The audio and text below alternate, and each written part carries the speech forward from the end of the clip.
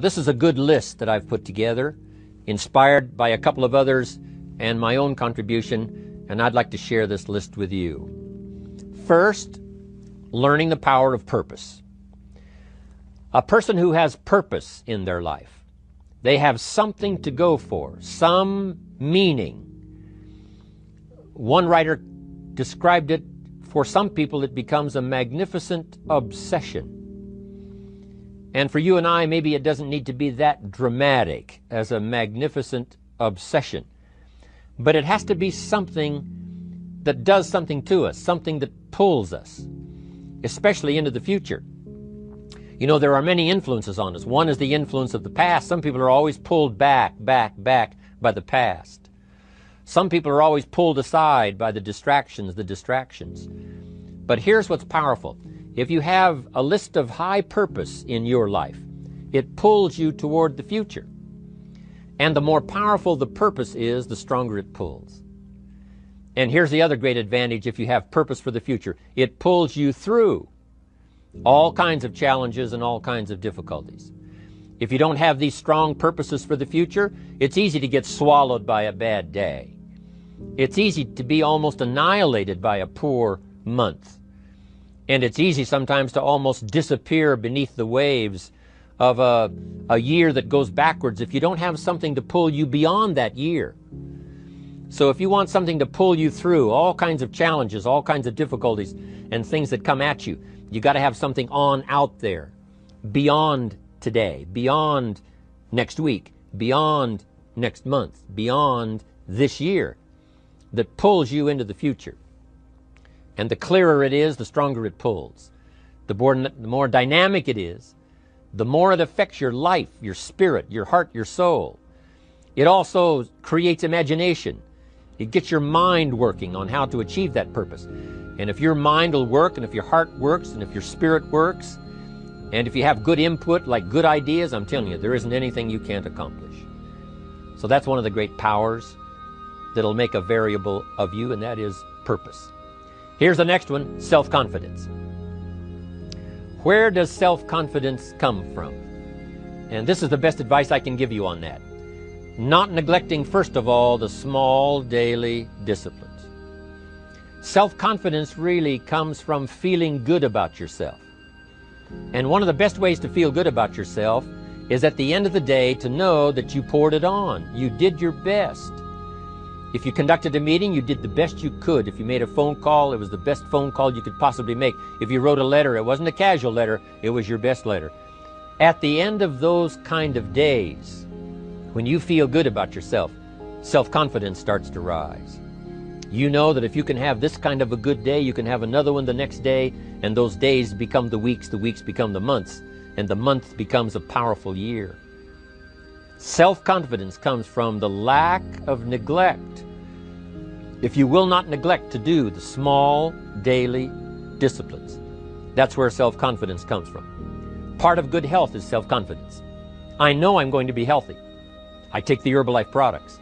I eat the apple a day. I walk around the block. I do the jogging on the beach. At the end of the day, when you've really poured it on and you've done all the stuff, self-confidence grows. That self-confidence affects your health, it affects your future, it affects your psyche. So this is true. One of the great powers is self-confidence. Self-confidence means willingness to do whatever it takes to achieve. Some people say, well, I'll do it for a little while and see what happens. You know, I'll try a couple of things. If that doesn't work, I'm out of here. And all of us know that that kind of person doesn't have much of a future. But if you're willing to do whatever it takes, if I have to learn a couple of things, I will learn those things. If I got to learn 5 or 6 things, I'll learn all 6. If I have to take an extra class, I'll take an extra class. If I've got to read the books, I'll read the books. If I have to consult with people who know more than I know, I will do the necessary consulting. Whatever it takes, I will do. That starts to develop unbelievable self-confidence. Self-confidence also comes from the ability to rise above your circumstances, to rise above what happens, the petty little things, the discouraging things that would sink everyone else's ship except yours, that would cause someone else to quit early in the day, but you keep going. That kind of willingness to overcome all circumstances, whether it's the little challenges or the big challenges. If you're willing to do that, I promise you, this kind of power will work for you, and in you, the variable, it'll make a difference. The third on the list I had was enthusiasm. And here's what I wrote about enthusiasm. Enthusiasm that's powerful is mostly enthusiasm that is enthusiasm inside, 90%, 10% outside. We all know what the enthusiasm is like when somebody lets us see their enthusiasm, which is like the 90%, and only 10% of it is inside. But the enthusiasm that really affects people is not just being loud, but the enthusiasm that runs deep, the enthusiasm that comes from deep inside, created by self-confidence, created by purpose, created by genuine willingness to help other people. That kind of enthusiasm, knowing that you're going to get the job done, knowing you're going to affect people, knowing you're going to have testimonials flowing in from all kinds of directions. That kind of enthusiasm. A lot of it is quiet. A lot of it is unheard. And the 10% that's heard, it rings a bell. People call it genuine enthusiasm because they know that what you say in the outward display of your enthusiasm is only a small tip of the iceberg of the enthusiasm you feel inside that really motivates you to do the best job you can. Next on my list to help you become the powerful variable is expertise. Wanting to excel in all of the skills and settling for nothing less than an outstanding performance.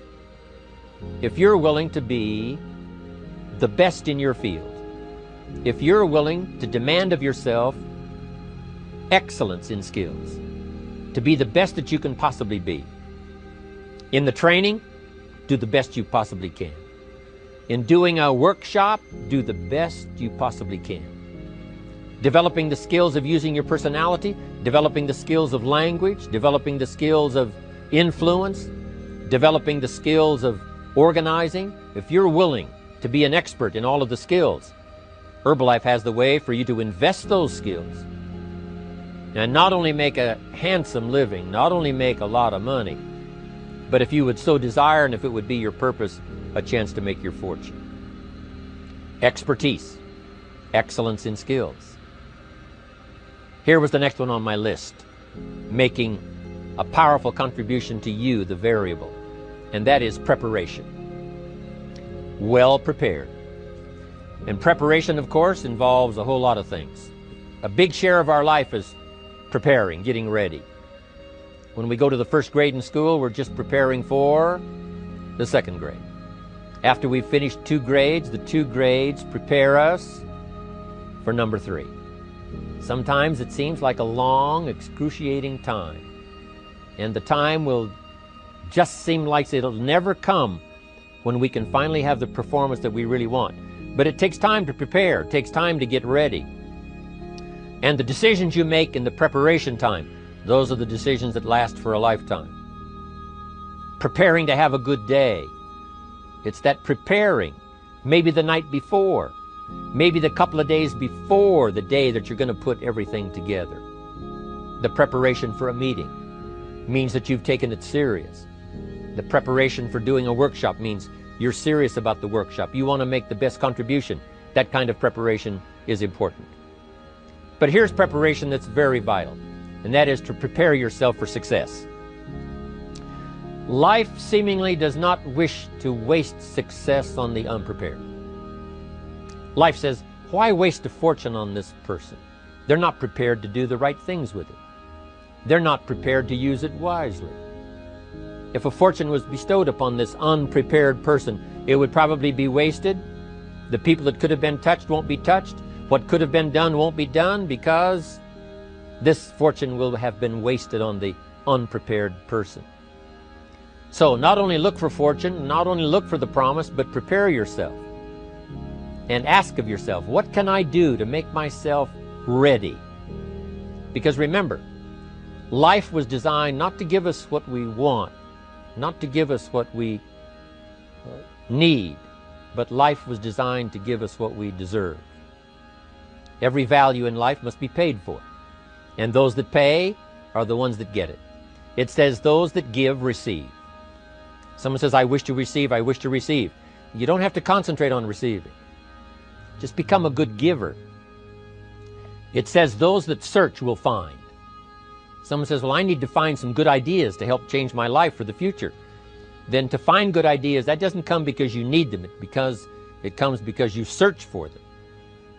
If you want good ideas, you got to go after them. You got to go to the class, you got to go to the workshop, you got to go to the training, go to the book, right? You got to go to the journal, right? Go where good ideas are being taught. Go searching, go looking, because good ideas are not going to be wasted on those that are not seeking, searching, well prepared. So, prepare yourself to be ready for fortune when it comes, to be ready for challenge when it comes, to be ready for opportunity when it comes. Opportunity comes along and passes by the person that is not well prepared. I want to prepare myself this year for next year. Yes, I wish to be effective this year, but I'm also thinking of ways, how could I be better? How could my ideas be more powerful? How could they be sharper, more clear? How could I reach some people next year that I perhaps can't reach this year? I haven't reached deep enough into my own soul to affect some people. Some people just pass by and say, hey, what a good speech. But how could I make it stronger than that, deeper than that, more powerful than that? I cannot be as powerful as I could be next year. You know, you can't go to the 10th grade in the 5th grade. You just got to go through the grades. But the more you are prepared, when the 10th grade finally comes, now you can cash in and get 2 times, 3 times, 5 times more value from it by being prepared. I want to do my best this year for Herbalife, but I also want to get ready for next year, 1999. And then when the year 2000 comes at the turn of the century, I want to be well equipped by language, by instinct, by temperament, by personality, by influence, to really be valuable the year 2000, 2001, 2, 3, 4, 5. That's my goal. I'm sure it's your goal. Now here's the next one. There's great power in self-reliance. Self-reliance means you simply look mostly to yourself.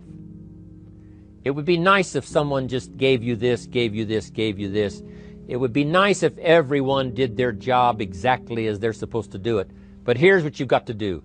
Primarily rely on yourself. Primarily say, I'm the person responsible. And I will learn the necessary skills so that I can help people learn their skills. If I need lots of people to do certain things to build my organization, that is what I must have. But I've got to be the final backstop. I've got to be the final one that people can rely on. So that if this is missed and this is missed, I can catch up. I can fill the gap. I can do the job.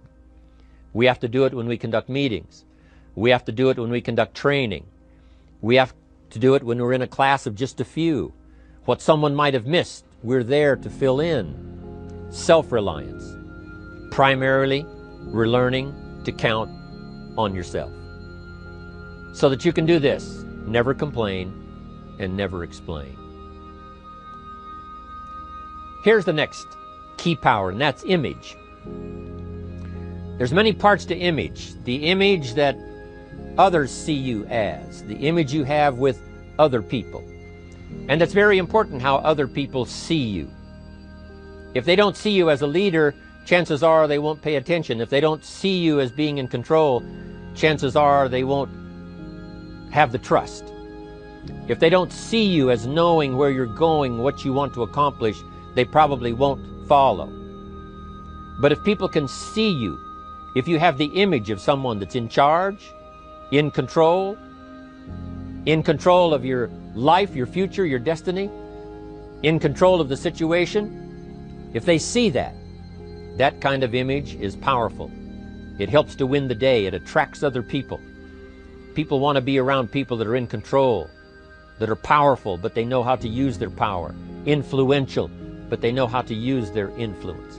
That kind of image is important. But here's a very important image, and that is your image of yourself. self. The way you dress, the way you talk, the way you think, your capacity for learning, all of that is an important image that you have of yourself. The image that you have that if it needs to be learned, you could learn it. If there's a book that needs to be mastered, you could master it. If there's a skill that needs to be learned, why couldn't you get busy now and learn that skill? That kind of self-image, that I am continually trying my best to be the best I can. Because one of the most important places you have to look is into the future, yes. You've got to look into the past, yes. You've got to look around, yes. But one of the most important places you have to look is in the mirror. You know, how I appear to other people, that's important. But how I appear to myself is the ultimate importance. That kind of image, to where you'll develop the self-confidence, you'll develop the self-reliance. Now here's another one in my rather short list. The next word is character. Becoming a person of high values, a person of principles, a person of honesty, a person that earns respect. That kind of character. It took character when Mark started to put the marketing system together. How can we have a system that will build in the integrity, that people will know that if this happens, then this will happen. And if this goes wrong, here's the way to fix it. Unless you have the principles and the character and the integrity to put together a viable plan for a wide variety of people, then the system is not going to last very long. And I've been around long enough, and I'm sure you have been around long enough to see a lot of systems that got started, but they failed. And the reason is because they were not constructed with integrity. They were not constructed with character. They were not constructed with doing the right thing. They might have been constructed to take advantage. You know, cash it out as quickly as possible and leave. Mark was involved when others took advantage of him all those years ago before Herbalife. When someone took advantage and didn't have the character, didn't have the principles, and didn't have the character to stay, the character to see it through, the character to do the right thing. So this is important, to develop the character within yourself, that people see you as honest, as fair, willing to do the right thing, willing to be helpful, but always willing to walk the center line, not to pass the line. When we come to an opportunity like Herbalife, especially multi-level network marketing, it is so dynamic, it is so powerful, and it is so possible in fortune making that sometimes people want to speed up the process by cutting the corners, by neglecting to do the right things, you know, to cheat a little here, you know, cross the line just a little bit, because then, you know, it'll grow faster and you can cash in quicker. Not necessary here. Doing Herbalife right will build your fortune longer and stronger than trying to cut the corners and not doing it right. If we'll have the integrity that Mark had when he started it, and keep perpetuating that we will do the right thing by the marketing system, the right thing by a distributor who has a customer and they take care of that customer belongs to that distributor. That kind of integrity in the marketing system, the kind of integrity we have among each other, the kind of character we have to rely on each other, because here's what we cannot do. We cannot do this by ourselves. Mark's got to count on me. I've got to count on Mark. We've got to count on the president's team. The president's team has to count on the chairman's club for advice and counsel. We have to count on the millionaire team, the tabulator team, the world team. We've got to count on the distributor. We've got to count on the distributor giving the right message to the potential customer. We've got to count on the distributor giving wise counsel to the new recruit, teaching them the right way, the Herbalife way, the principled way, the character way. Vitally important. Building and developing your own character. Now here's another one. It's called self-discipline. Self-discipline, all of us have a challenge with that. Because sometimes it's easy, and especially if you're working hard, doing the best you can, it's easy sometimes to let up and let it go. But remember, So many people, especially now that we're as big as we are around the world, are counting on what we do. At home office, they have to be careful. They have to be disciplined. It's easy for the person who ships the product from Herbalife says, oh, well, I'll wait until tomorrow to ship it. And then they go home and sleep like a baby. But the distributor who's waiting for that product doesn't sleep that night, or doesn't sleep when the product doesn't show on time. But if everybody will have the discipline to say, I will do the best job I can. I will make mistakes, of course, because we're all human, but I'll try to remedy those mistakes and do the best job I can. That kind of self-discipline that understands how important your part is in all of the functions that work. Coming to work on the set here, HBN, there's so many people that play a part. And each one of the parts that are played is necessary to put on the broadcast, make it viable, make it real, make it powerful. Any couple of them missing, and it would be a disaster. But all of it put together, and it works like a charm. Each person developing the self-discipline to do their part, do their job. Here's one more, and that is the power of extraordinary performance and demanding of yourself excellent results. This is so important. If you want to live extraordinary, you must do extraordinary. If you want an extraordinary income, you must do extraordinary things. If you want an extraordinary fortune, you must go with the demands of what it takes to have that fortune. Mark has made such a fortune, it's almost beyond comprehension what the numbers really are. But guess what he has the satisfaction of knowing? He earned it all. If he'd have been lax in the performance, Herbalife would not be here these 18 years later. Herbalife would have been a footnote in multi-level history. But because he performed year after year, the 3rd year and the 5th year, and the 7th year and the 10th year, and the 12th year and the 15th year, and now performing well in the 18th year, I'm telling you, that's what makes it such a viable fortune for Mark personally, of course, because he did the job. If we would ask of ourselves that kind of performance, and you've got to ask it of yourself. You know, I can't ask it of you. I would try to inspire you.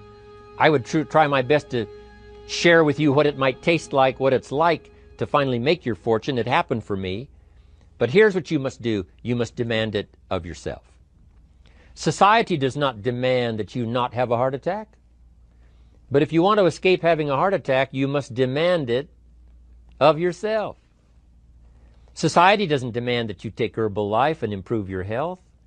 You have to demand it of yourself. Society doesn't demand that you jog around the block every morning. But if you want good health, you must demand it of yourself. Society doesn't demand that you read a couple of books a week and improve your intelligence and your knowledge. That you must demand of yourself.